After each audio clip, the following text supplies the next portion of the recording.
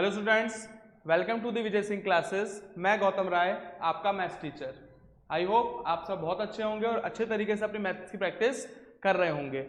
हम जो ये सेशन चला रहे हैं मैथ्स का, इसमें हम क्लास 10th की मैथ्स को पढ़ रहे थे, जहां हमने चैप्टर नंबर 1, चैप्टर नंबर 2 और चैप्टर नंबर 3 कंप्लीट किया था। लास्ट की कुछ वीडियो में हमने चैप्टर नंबर 4 स्टार्ट किया था, जिसका नाम है क्वाड्रेटिक इक्वेशन, द्विघाती समीकरण, और वहां हमने उसके कुछ थ्योरी पार्ट कंप्लीट किया था और साथ ही साथ एक्सरसाइज 4.1 का क्वेश्चन नंबर फर्स्ट कंप्लीट किया था, जहां हमने ये चेक किया था कि कोई भी इक्वेशन जो होती है वो क्वाड्रेटिक कब होती है, जिसकी मुझे कुछ कंडीशंस दे रखी थी और मैंने उसको सॉल्व किया था। ठीक है, उसी क्वेश्चन को या फिर उसी पैटर्न को आगे फॉलो करते हुए हम ला रहे हैं क्वेश्चन नंबर सेकंड, जहां हमें क्या करना है, इक्वेशंस बनानी है। ठीक है, तो क्वेश्चन बोर्ड पे मेंशन कर दिया है, लिखा है represent the following situation in the form of quadratic equation. मतलब नीचे जो हमें कुछ कंडीशंस दे रखी है उसको हमें क्या करना है, क्वाड्रेटिक इक्वेशन के फॉर्म में रिप्रेजेंट करना है, मतलब द्विघाती समीकरण बनाना है। तो चलिए हम सॉल्व करते हैं। सबसे पहले हम क्वेश्चंस को पढ़ेंगे। ठीक, the area of a rectangular plot is 528 metre square. मतलब आपके पास एक रेक्टेंगुलर प्लॉट है जिसका एरिया कितना है, 528 मीटर स्क्वायर है।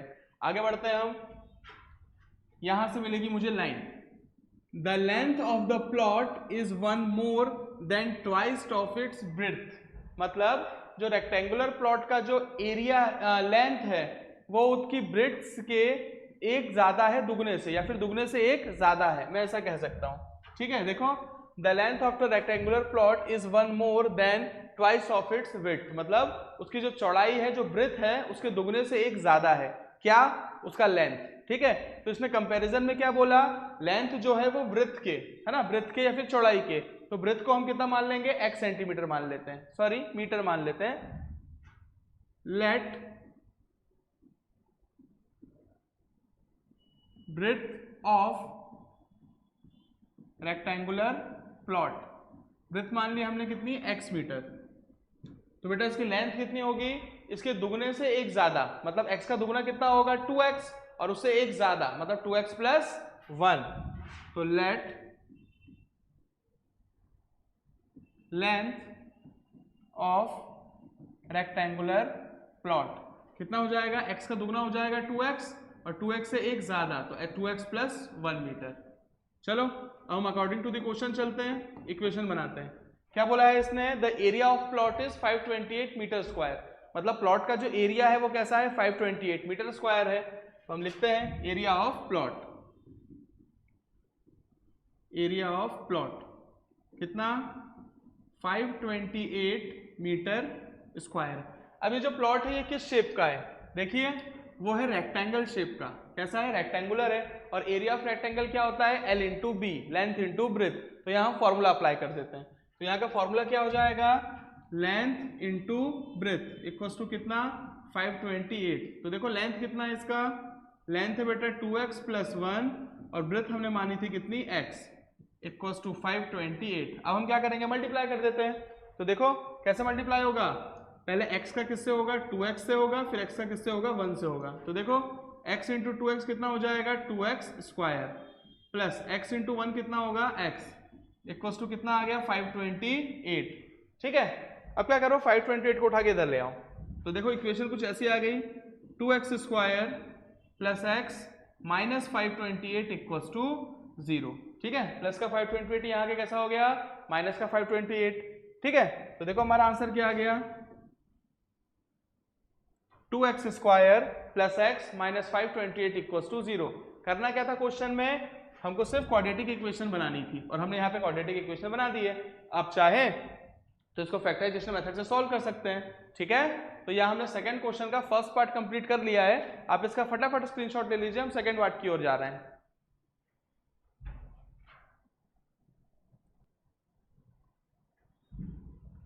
तो चलिए अब हम आते हैं हमारे सेकंड क्वेश्चन के ऊपर।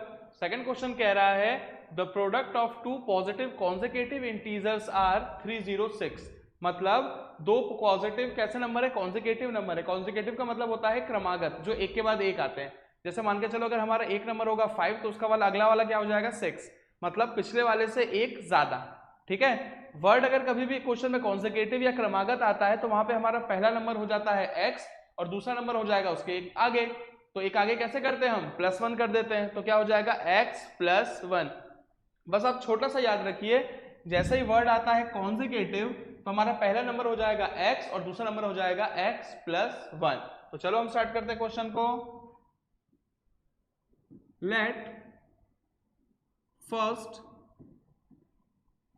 पॉजिटिव कॉन्जिकेटिव इंटीजर कितना हो गया x, और यहां पे आएगा let second positive consecutive integer कितना हो जाएगा यहाँ पे हमारा x + 1। ठीक है, जैसे ही कॉन्जिकेटिव या क्रमागत वर्ड आएगा इसका मतलब वहां पे हमें x और x + 1 लेना है। ठीक है, बट आगे पढ़ लेना वो इवन बोल रहा है या ऑड बोल रहा है या नॉर्मल बोल रहा है, क्योंकि इवन और ऑड की कंडीशन में क्या हो जाता है, नंबर ज्यादा ऐड होते हैं उसमें। ठीक, सिंपल अगर बोल रहा है कॉन्जिकेटिव है तो आपको x और x + 1 मान लेना है। तो चलो हम स्टार्ट करते हैं अकॉर्डिंग टू दी क्वेश्चन। क्या बोला इसने, the product of two consecutive integers are 306, मतलब इन दोनों का मल्टीप्लाई करने पे कितना आना चाहिए, 306 आना चाहिए। तो चलो हम मल्टीप्लाई करते हैं। पहला हो गया x और दूसरा हो गया x + 1 इक्वल्स टू कितना आ जाएगा 306।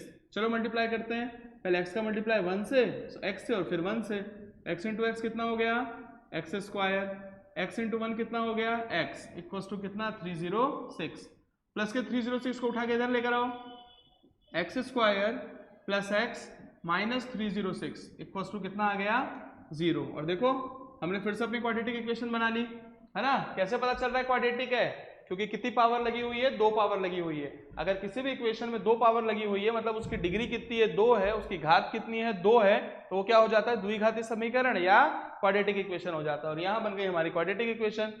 ठीक, तो कंडीशन हमें दी हुई है और हम फटाफट उसके क्वाड्रेटिक इक्वेशंस निकाल रहे हैं। आप फटाफट इसका स्क्रीनशॉट लीजिए, हम आगे की ओर बढ़ेंगे। फिर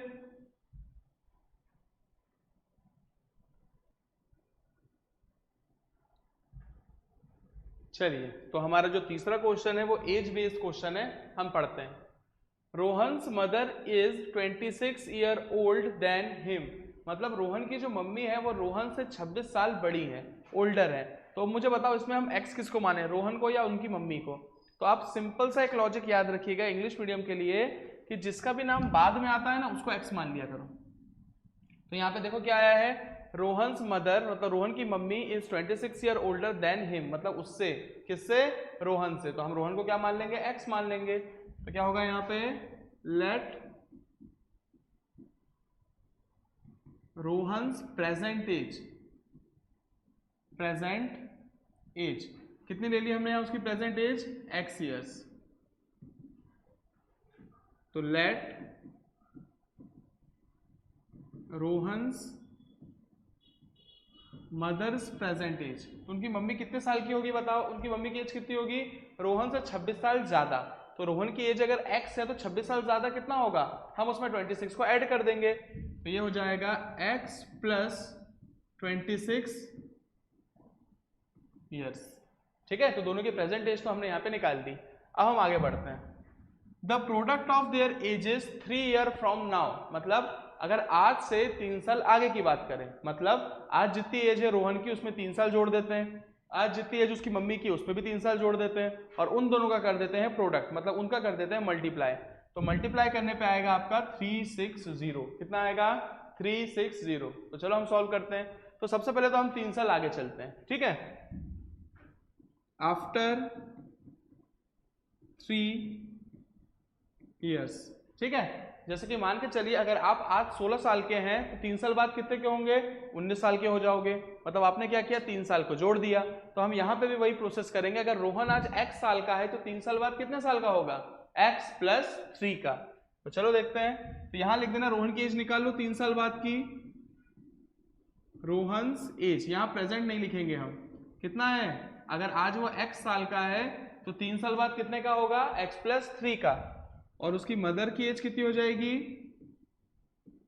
मदर से एज कितनी हो जाएगी, x + 26, इसमें प्लस कर दिया हमने 3, तो हो गया x + 29। ठीक है, तो ये हो गई रोहन की एज 3 साल बाद और ये हो गई रोहन की मम्मी की एज 3 साल बाद। करना क्या था, उसने कहा the product of their edges 3 year from now will be 360, मतलब अगर मैं उसकी 3 साल बाद की एज का मल्टीप्लाई करूं तो आंसर आएगा 360।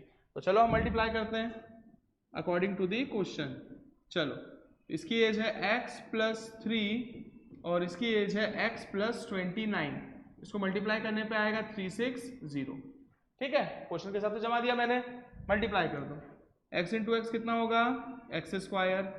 x इंटू 29 कितना होगा, 29x। 3 इंटू एक्स कितना होगा, 3x। 29 में 3 का मल्टीप्लाई कर दो,